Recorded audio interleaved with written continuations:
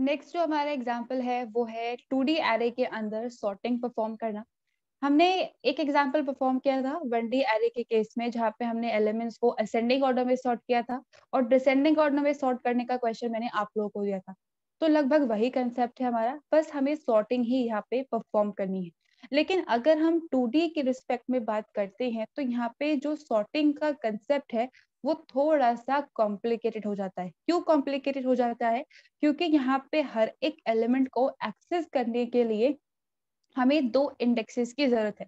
यानी कि अगर मुझे इस एलिमेंट को इस आने वाले एलिमेंट से कंपेयर करना है तो इसको एक्सेस करने के लिए दो लूप चाहिए, दो एलिमेंट्स चाहिए, दैट इज आई और जे। लेट्स से कि ये नम नाम का एरे है, 9 एलिमेंट्स है, इससे मैं एक्सेस कर रही हूँ with the help of I and जे।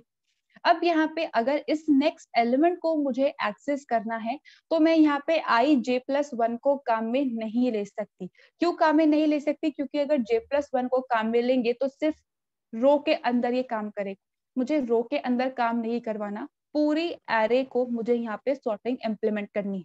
यानी कि ये एलिमेंट इन सारे एलिमेंट से कंपेयर होगा, ये एलिमेंट इन सारे एलिमेंट से कंपेयर होगा, फिर से ये एलिमेंट सबसे कंपेयर होगा, फिर से ये एलिमेंट सबसे कंपेयर होगा, and the process will continue. तो इस एक एलिमेंट को एक्सेस करने के लिए ये दो इंडेक्सेस, अब इसे एक्सेस करने के लिए भी दो इंडेक्सेस चाहिए, तो मैंने यहाँ पे दो अलग वेरिएबल और बना लिए आर और सी नाम के। अब यहाँ पर एक सिंपल सॉर्टिंग को परफॉर्म करने के लिए मुझे 4 अलग लूप काम में लेने होंगे, क्योंकि ये तो करंट एलिमेंट के लिए, इसके लिए फिर से एक्सेस करना है तो फिर से दो लूप्स लाने पड़ेंगे। तो 2D एरे की जो सॉर्टिंग है यहाँ पे अगर हम चाहें तो 4 लूप एग्जीक्यूट कर सकते हैं, पर होता क्या है कि वो थोड़ा सा कॉम्प्लिकेटेड प्रोसेस है। साथ साथ में वहां पे जो हमारे नंबर ऑफ लूप्स चलते हैं वो भी बहुत ज्यादा चलते हैं, क्योंकि हर एक एलिमेंट को सारे रोज और कॉलम से कंपेयर करवाना है। तो जो हमारा 1D का सॉर्टिंग होता है उससे डबल या ट्रिपल नंबर ऑफ आइटरेशंस हमारे चलेंगे। तो उस केस में जो हमारा 4 लूप वाला कंसेप्ट है वो इतना ज्यादा एफिशिएंट नहीं होता है। तो हम क्या करते हैं, इससे दूसरे तरीके से सॉर्ट करने का ट्राई करते हैं। चाहे तो 4 लूप इम्प्लीमेंट कर सकते हैं, लेकिन लेंदी भी है, साथ साथ में कॉम्प्लिकेटेड भी है और नंबर ऑफ आइटरेशंस भी ज्यादा है, तो टाइम भी वो ज्यादा कंज्यूम करेगा। तो प्रोग्राम को तो एफिशिएंट बनाना है, तो यहाँ पे क्या तरीका इम्प्लीमेंट करते हैं वो तो हम आगे एग्जाम्पल में देख रहे हैं। प्रॉब्लम सबको समझ में आई कि यहाँ पे किस तरीके से प्रॉब्लम आ सकती है अगर हम एक एक एलिमेंट को आगे आने वाले से कंपेयर करें तो।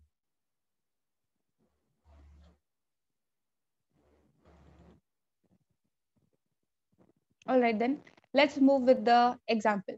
देखिए यहाँ पे सबसे पहले मैंने किया क्या है, पहले मैं वो आपको बता देती हूँ, उसके बाद हम वन बाय वन स्टेप्स की बात करेंगे। देखिए यहाँ पे 2D एरे है, अब 4 लूप नहीं काम में लेने हैं ये भी मैंने आपको बता दिया, प्रॉब्लम भी बता दी, तो फिर सॉल्व कैसे करेंगे? तो हम यहाँ पे क्या कर सकते हैं, जो 2D एरे हमने क्रिएट किया है उस 2D एरे के बेसिस पे हम क्या कर सकते हैं, उसे कन्वर्ट कर सकते हैं एक 1D एरे के अंदर। अब 1D एरे की सॉर्टिंग करना तो सबको आता ही है, हमने पहले ही एग्जाम्पल में देख लिया है। तो होगा ये कि 2D एरे के अंदर इनपुट लेंगे, जो भी एलिमेंट्स होंगे उसे 1D एरे के अंदर कन्वर्ट करके सॉर्टिंग करेंगे, और जो भी सॉर्टेड एलिमेंट्स है वो हम फिर से इस एरे के अंदर स्टोर करवा के उसको प्रिंट करवा देंगे। तो अल्टीमेटली हमारे 2D एरे के एलिमेंट्स ही सॉर्ट हुए हैं, बस उसे सॉर्ट करने के लिए हमने 1D एरे की हेल्प ली है।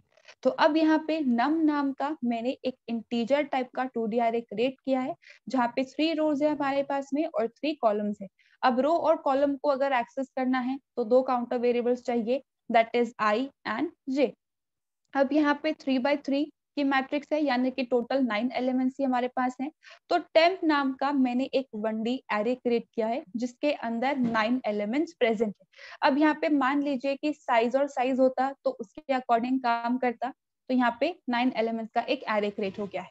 अब इनमें भी सारे एलिमेंट को मुझे वन बाय वन एक्सेस करना है, तो मैंने के नाम का एक काउंटर वेरिएबल क्रिएट कर लिया जो इस 1D एरे के रिस्पेक्ट में काम करेगा। अब मुझे यहाँ पे स्वैपिंग भी करवानी है, एलिमेंट छोटा है या बड़ा है उसके रिस्पेक्ट में।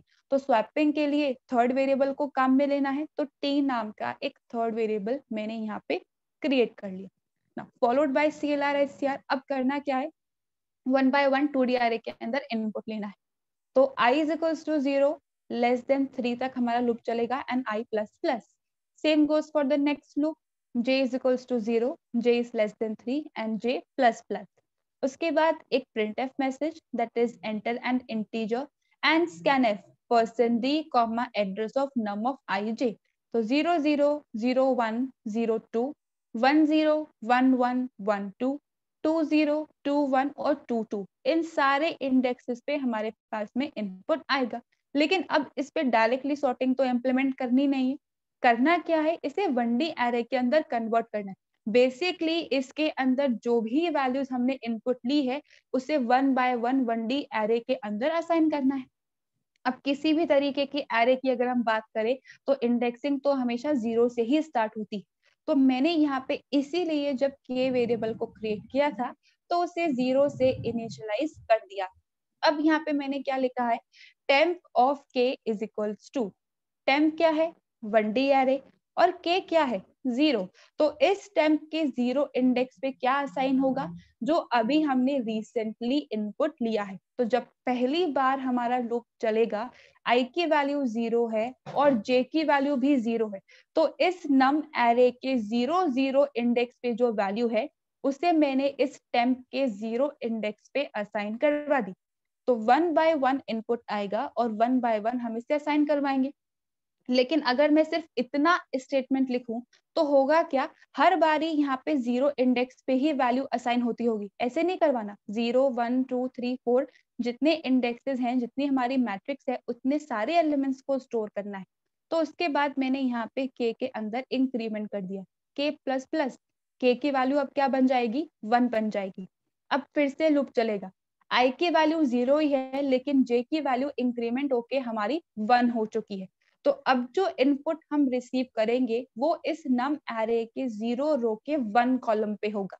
तो 0 रो के 1 कॉलम पे जो भी इनपुट लिया है उससे मैंने टेम्प के फर्स्ट इंडेक्स पे असाइन करवा दिया, क्योंकि लास्ट टाइम k की वैल्यू 1 थी। ये स्टेटमेंट एग्जीक्यूट हो गया। फिर से k के अंदर इंक्रीमेंट होगा, इट बिकम्स 2।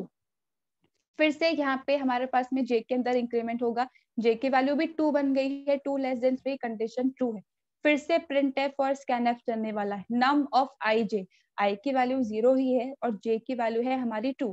तो 0 रो के सेकंड कॉलम पे इनपुट लिया और उसकी वैल्यू को टेम्प के सेकंड इंडेक्स पे जाके हमने असाइन करवा दिया।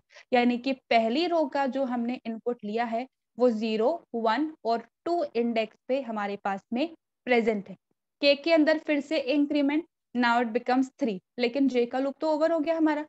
i के अंदर इंक्रीमेंट होगा, i की वैल्यू अब 1 बन जाएगी। तो फर्स्ट रो के रिस्पेक्ट में भी 3 बारी काम चलेगा, 1 0 1 1 और 1 2। तो स्टार्टिंग में जब 1 0 पे इनपुट लेंगे तो उसे टेम्प के k इंडेक्स यानी कि टेम्प के थर्ड इंडेक्स पे असाइन करवा देंगे। फिर से k के अंदर इंक्रीमेंट, इट बिकम्स 4। तो 1 1 पे जो इनपुट आएगा उससे मैंने टेम्प के फोर्थ इंडेक्स पे असाइन करवा दिया। फिर 1 2 पे जो इनपुट आएगा उसे टेम्प के फिफ्थ इंडेक्स पे मैंने असाइन करवा दिया।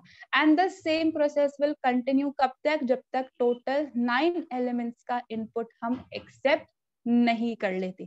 So that's how you can accept the input in 2D array और उसे 1D array में कन्वर्ट करने का प्रोसेस कुछ इस तरीके का होगा। कंपैरिजन की बात आगे करेंगे। इतनी स्टोरी सबको समझ में आई? किसी को इसमें कुछ भी कंफ्यूजन?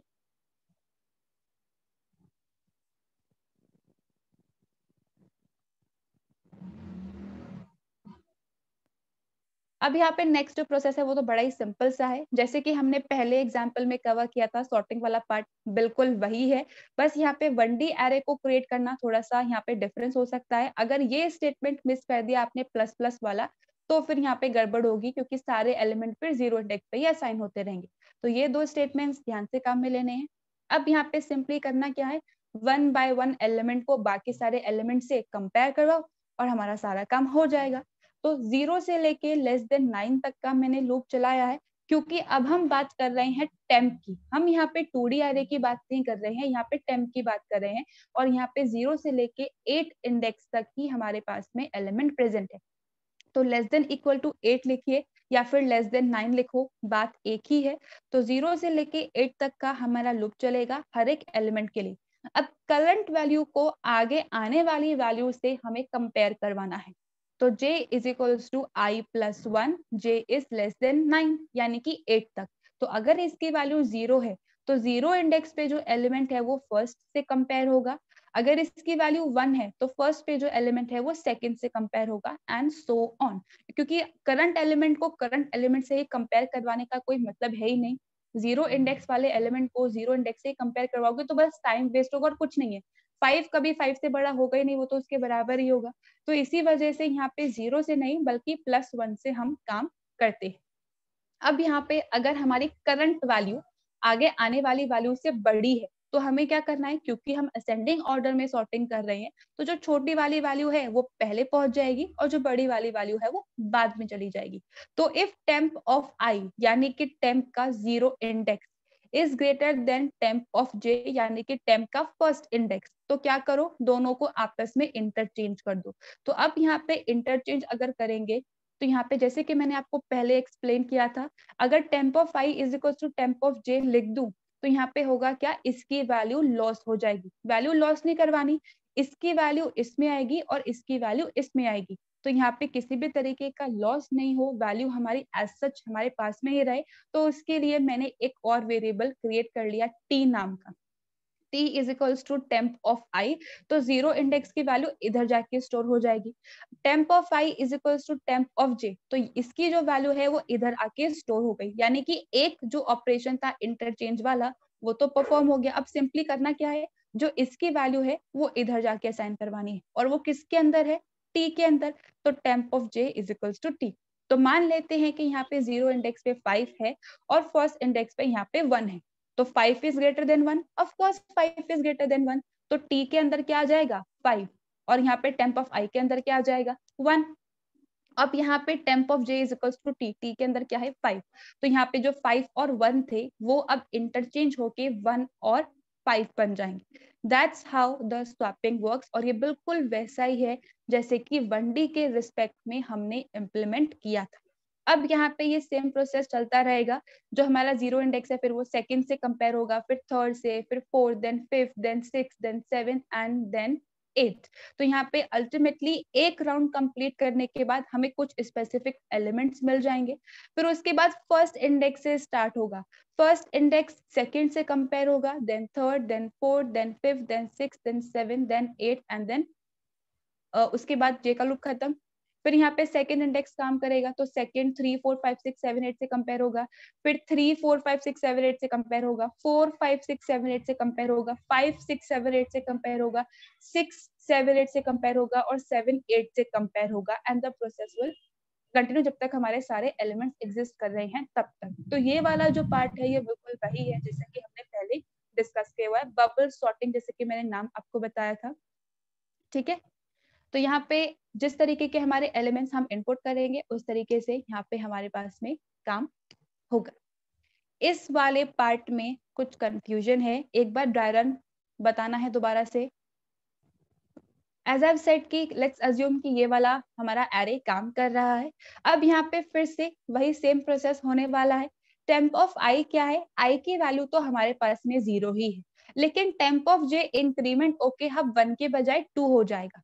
तो अब यहाँ पे जो कंपैरिजन होगा वो क्या होगा, क्या 1 2 से बड़ा है, ऑफ कोर्स नॉट, 1 जो है वो 2 से बड़ा नहीं है, तो ये जो स्वैपिंग वाला पार्ट है ये काम हमारा नहीं करेगा। ठीक है, अब उसके बाद फिर से j का इंक्रीमेंट हुआ, अब इसकी वैल्यू बन जाएगी हमारे पास में 3 बन जाएगी, तो 1 4 से कंपेयर होगा, क्या 1 4 से बड़ा है, नहीं 1 4 से बड़ा नहीं है। उसके बाद 1 6 से कंपेयर होगा, क्या 1 6 से बड़ा है, नहीं, तो फिर से यहाँ पे कंडीशन फॉल्स हो गई। तो यहाँ पे सबसे छोटी जो हमारी वैल्यू है वो अपनी पोजिशन पर आ गई। अब i के अंदर इंक्रीमेंट होगा, i की वैल्यू बनेगी हमारी 1 और फर्स्ट इंडेक्स बाकी सारे एलिमेंट से कंपेयर होगा। तो यहाँ पे i की वैल्यू 1 है और j is equal to i plus 1, मतलब j की वैल्यू है 2। तो यहाँ पे फर्स्ट इंडेक्स क्या सेकंड इंडेक्स से बड़ा है, क्या 5 हमारा 2 से बड़ा है, ऑफ कोर्स 5 2 से बड़ा है। तो फिर से स्वैपिंग करवाएंगे। अब स्वैपिंग के केस में वैल्यू लॉस नहीं हो जाए तो मैंने क्या किया, यहाँ पे पहले 5 को असाइन करवा दिया, यहाँ पे 2 को असाइन करवा दिया और अब यहाँ पे 5 को असाइन करवा दिया, तो अब जो हमारा एरे बनेगा वो कुछ बन जाएगा इस तरीके का, ठीक है। अब यहाँ पे होगा क्या, ये जो 2 है ये 4 से कंपेयर होगा और ये जो 2 है ये 6 से कंपेयर होगा, तो ये तो है ही नहीं इनसे बड़े, तो ये दो एलिमेंट्स हमारे परफेक्ट पोजीशन पे पहुंच गए। फिर से i के अंदर इंक्रीमेंट होगा, इसकी वैल्यू बन जाएगी हमारी 2 और j क्या है i+1 विच बिकम्स 3। तो क्या सेकेंड इंडेक्स थर्ड इंडेक्स से बड़ा है? ऑफ कोर्स 5 4 से बड़ा है, तो इन दोनों की स्वैपिंग होगी यानी कि इंटरचेंज होके हमारे पास में एरे बन जाएगा। फिर 4 6 से कंपेयर होगा, तो अब तो ये बड़ा है ही नहीं, तो स्वैपिंग होगी नहीं। फिर से लूप चलने वाला है, तो अब ये वाला एलिमेंट इससे कंपेयर होगा, लेकिन ये तो आपस में बड़े है ही नहीं, तो हमारे पास में जो एरे है वो सॉर्टेड फॉर्म के अंदर आ गया है in ascending order. That's how these elements are working. अब मैंने यहाँ पे 5 एलिमेंट कंसिडर किए हैं, हमारा एरे है 9 एलिमेंट्स का, तो टोटल यहाँ पे 8 टाइम्स कंपैरिजन होने वाला है, ठीक है। हर एक वैल्यू आपस में एक दूसरे से कंपेयर होगी, तो बिल्कुल इसी तरीके से ये काम कर रहा है। अभी भी इस वाले पार्ट पे किसी को कुछ कंफ्यूजन है? क्योंकि सॉर्टिंग इम्पोर्टेंट वाला है, आपके जो डीएस सब्जेक्ट है उसमें भी काफी इम्पोर्टेंट रहेगा ये ना। So the first part of the program was to take the input और 1D एरे में उसको कन्वर्ट करना। सेकेंड पार्ट हमारा ये था कि 1D एरे में हम सॉर्टिंग इंप्लीमेंट करें, सारे एलिमेंट्स परफेक्टली अरेंज हो जाएंगे।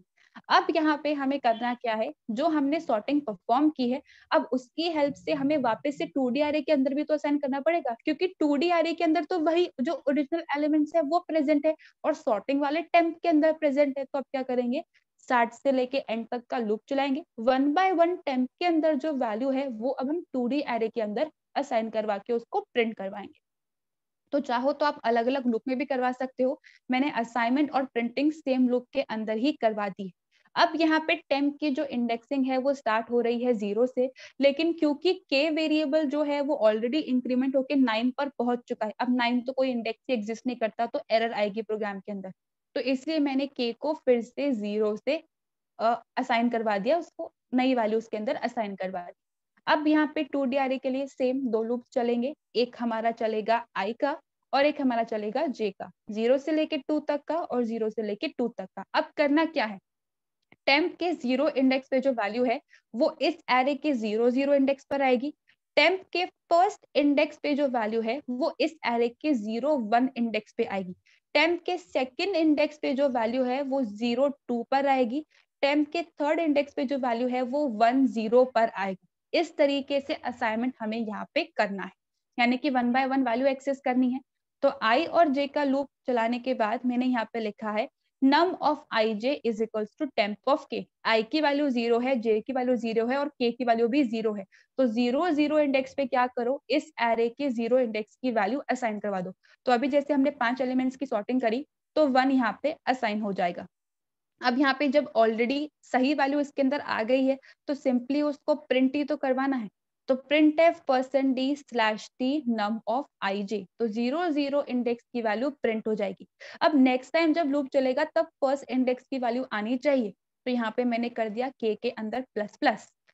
अब इंक्रीमेंट होगा, 0 रो के फर्स्ट कॉलम की बात कर रहे हैं, उसमें क्या साइन करवाया है, टेम्प का फर्स्ट इंडेक्स पे जो एलिमेंट है, लेट्स से कि यहाँ पे हमने 2 कंसिडर किया था तो 2 यहाँ पे आ गया है, प्रिंटिंग हो गई टैब की स्पेसिंग के साथ में और फिर उसके बाद k में increment, now it becomes 2, j की वैल्यू भी इंक्रीमेंट होके 2 बन जाएगी। तो 0 रो के सेकंड इंडेक्स की बात कर रहे हैं और उस पे क्या साइन करवाया है, सेकंड इंडेक्स वाला एलिमेंट, लेट्स जस्ट से कि 4 था यहाँ पे, तो 1 2 4 यहाँ पे असाइन हो गया और टैब की स्पेसिंग भी यहाँ पे आ गई, j का लूप हमारा ओवर हो गया, फर्स्ट रो हमारी प्रिंट हो चुकी है।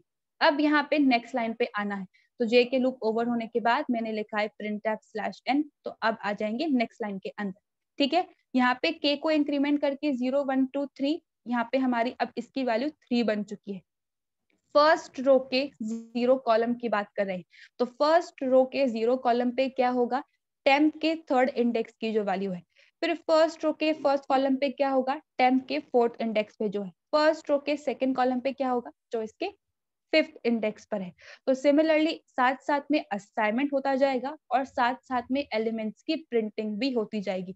और जैसे ही एक रो की प्रिंटिंग हमने करवा दी है तो जे का लूप ओवर होते ही हम पहुंच जाएंगे नेक्स्ट लाइन के अंदर। तो that's how you can perform ascending order sorting, ठीक है, छोटे से बड़ा इन 2D एरे। 3 स्टेप्स में हमने इसे परफॉर्म किया है। किसी भी स्टेप में किसी को कुछ भी कंफ्यूजन है?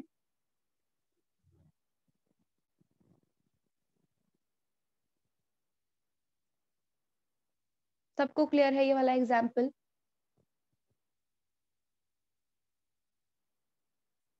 देखिए नेक्स्ट जो हमारा एग्जाम्पल है वो है हमारा सेम वही 2D एरे पे हमें सॉर्टिंग ही इम्प्लीमेंट करनी है, लेकिन जो यहाँ पे डिफरेंस है हमारा वो ये है कि अब हम यहाँ पे पूरे एरे पे सॉर्टिंग इम्प्लीमेंट नहीं कर रहे, हम यहाँ पे सॉर्टिंग इम्प्लीमेंट कर रहे हैं एक स्पेसिफिक रो के अंदर। यानी कि लेट्स अज्यूम कि ये हमारा कुछ एरे है 9 8 7 6 4 5 एंड 1 2 3। तो 9 8 7 में अगर मैं सॉर्टिंग की बात करूं तो 7 सबसे छोटा है, तो 7 8 और 9 कुछ इस तरीके का आउटपुट आना चाहिए। अगर हम इस रो की बात करते हैं तो 4 5 और 6 कुछ इस तरीके का आउटपुट आना चाहिए। और लास्ट वाले रो की बात करते हैं तो सारे एलिमेंट्स परफेक्टली अरेंज ही है, तो पूरा एरे नहीं बल्कि हम रो वाइज सॉर्टिंग इम्प्लीमेंट करने वाले हैं। तो सबसे पहले तो एरे का क्रिएशन और उसका इनपुट। तो क्वेश्चन हमारा वही है, accept 9 integers in array and sort the elements in ascending order, और वो भी रो वाइज। तो यहाँ पर मैंने 2D एरे क्रिएट किया है, नम नाम का 3x3 का मैट्रिक्स है हमारा। अब यहाँ पर हर एक एलिमेंट को एक्सेस करने के लिए हमें क्या करना है, 2 वेरिएबल्स की हमें रिक्वायरमेंट होती। तो यहाँ पे i और j वेरिएबल मैंने क्रिएट कर लिए। अब यहाँ पे एक चीज हमारे पास में कॉमन है, वो कॉमन क्या है, रो नंबर। मुझे 0 0 को 0 1 से ही कंपेयर करवाना है, 0 0 को 0 2 से ही कंपेयर करवाना है। तो यहाँ पर हमें इन एलिमेंट्स को एक्सेस करने के लिए 4 वेरिएबल की जरूरत नहीं है, क्योंकि जो हमारा रो है वो कॉमन ही है, सिर्फ जो कॉलम है वही तो चेंज हो रहे हैं। तो इसीलिए यहाँ पे अलग अलग कॉलम्स को रेफर करने के लिए मैंने j और k 2 वेरिएबल को क्रिएट किया है। अब स्वैपिंग करवानी है तो टेम्पररी वेरिएबल चाहिए, तो टेम्प नाम का वेरिएबल मैंने यहाँ पे क्रिएट कर लिया है, फॉलोड बाय CLR SCR। उसके बाद सेम इनपुट 0 से लेके लेस देन 2 एंड 0 से लेके less than 2। printf enter an integer and scanf address of num of ij। तो 0 0 0 1 0 2 1 0 1 1 1 2 2 0 2 1 एंड 2 2 9 टाइम्स हमारा लूप चलेगा और 9 टाइम्स हमसे इनपुट मांगा जाएगा, जो कि इस एरे के हर एक इंडेक्स पे जाके स्टोर हो जाएगा। अब यहाँ पे जो हमारा लूपिंग चलने वाला है, हम आई थिंक एक राउंड देख सकते हैं। सबसे पहले मैं इस रो को कंसिडर कर रही हूँ, 0 रो को कंसिडर कर रही हूँ। For i is equals to 0, i less than 3 and i plus plus, j is equals to 0, j less than 3 and j plus plus. i की वैल्यू 0 है, कॉलम की वैल्यू भी 0 है। इस 0 0 वाले एलिमेंट को किससे कंपेयर करवाना है, इससे कंपेयर करवाना है और इससे कंपेयर करवाना है। अब यहाँ पे 2 बार ही हमारा लूप चलेगा। जब एक से ज्यादा बार कुछ भी काम करवाना हो तो लूप ही काम में लेते हैं। तो मैंने क्या करा, यहाँ पे j के अंदर एक और लूप लिख दिया k का। k is equals to j plus 1। j plus 1 क्यों लिखा है, क्योंकि 9 को 9 से कंपेयर करवाने का कोई मतलब नहीं है। नेक्स्ट कॉलम पे जो वैल्यू है उससे कंपेयर करवाओ। तो इसीलिए अगर यहाँ पे स्टार्टिंग वैल्यू 0 है तो k के अंदर 1 होगा, अगर स्टार्टिंग वैल्यू 1 है तो k के अंदर 2 होगा। तो आगे आने वाले एलिमेंट से कंपैरिजन हमारा परफॉर्म होगा। तीनों लूप लेस देन 3 तक ही चलने वाले हैं, क्योंकि 3 ही एलिमेंट्स है, तो 0 1 और 2 इंडेक्स पर ही हमारा काम होगा। i की वैल्यू 0 है, j की वैल्यू 0 है और k की वैल्यू 1 है। तो यहाँ पे अब जो कंडीशन है वो ये है कि if num of ij is greater than num of ik, 0 0 को 0 1 से कंपेयर करवाना है। तो जो स्टार्टिंग का 0 है वो किसके अंदर है, i के अंदर। जो एंड वाला 0 है वो है j के अंदर, और ये जो 1 है ये है k के अंदर। तो नम ऑफ आई जे अगर i k के बड़ा है, जैसे कि मैंने कहा रो जो है हमारी वो यहाँ पे कांस्टेंट है, चेंज नहीं हो रही है, एक स्पेसिफिक रो फिक्स है, चेंज सिर्फ कॉलम के अंदर हो रहा है।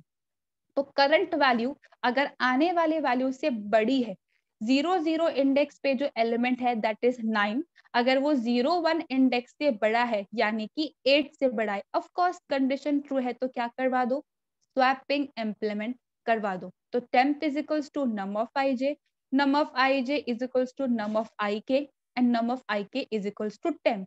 तो अब इसका जो हमारे पास में आउटपुट आने वाला है वो क्या होगा, 8 इधर पहुंच जाएगा, 9 इधर और 7 इधर। अब यहाँ पे होगा क्या, k का इंक्रीमेंट होगा, k की वैल्यू क्या बन गई, 2 बन गई हमारी। i की वैल्यू 0 है, j की वैल्यू 0 है, k की वैल्यू के अंदर इंक्रीमेंट हुआ है। तो 0 0 इंडेक्स पे जो एलिमेंट है यानी कि 8, क्या वो बड़ा है 0 2 इंडेक्स पे प्रेजेंट एलिमेंट से यानी कि 7? ऑफ कोर्स बड़ा है, तो फिर से स्वैपिंग परफॉर्म होगी। तो यहाँ पे 7 आ जाएगा और यहाँ पे 8 आ जाएगा।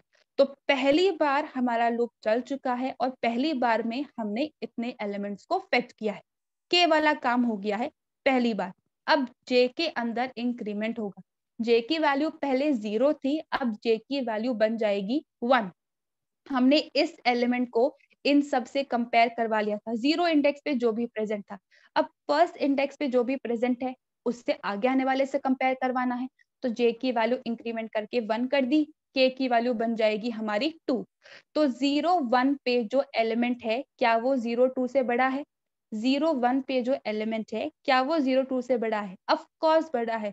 तो फिर से इन दोनों की स्वैपिंग हो जाएगी और हमारे पास में एरे कुछ इस तरीके का आ जाएगा। के की वैल्यू ऑलरेडी 2 है, इंक्रीमेंट करके 3 तो होएगा नहीं, के का लूप ओवर। फिर से जे का इंक्रीमेंट होगा, इट बिकम्स 2 नाउ। जब जे की वैल्यू 2 है और के जे प्लस 1 है यानी कि 3, 3 तो लेस देन 3 होता ही नहीं है, ये लूप हमारा चलेगा ही नहीं। अब आई के अंदर इंक्रीमेंट हो जाएगा और हम फर्स्ट रो पे पहुंच जाएंगे। तो पहली रो का सॉर्टिंग जो हमारा रिजल्ट आएगा वो 7 8 9 आएगा और यही हमें इम्प्लीमेंट भी करना है। अब यहाँ पे प्रोग्राम हमारा खत्म नहीं हुआ है, इन दोनों रोज की भी हम बात करेंगे। अभी के लिए सिर्फ फर्स्ट रो की सॉर्टिंग पे मैं प्रोग्राम को स्टॉप कर रही हूँ। एक बारी सिर्फ पहली रो का ट्राई रन करके आप देखिएगा, वरना हम प्रोग्राम जो है वो एक बार दोबारा से सॉल्व करेंगे और फिर इसी के बेसिस पे कुछ क्वेश्चंस आपके लिए, पर फिर मैं कल ही बताऊंगी, ठीक है। तो सिर्फ पहली रो हमने सॉर्ट की है, सिर्फ इतना पार्ट हमने यहाँ पे एग्जीक्यूट किया है, अभी ये वाला पार्ट बाकी है। प्रोग्राम में आपको फॉरवर्ड कर दूंगी, एक बार ड्राई रन करके देखना। किसी को कुछ भी प्रॉब्लम आती है फर्स्ट स्टेप के अंदर तो मुझे बताना, हम फिर दोबारा से इसको देख लेंगे, ठीक है गाइस। आज के लिए इतना ही रखते हैं।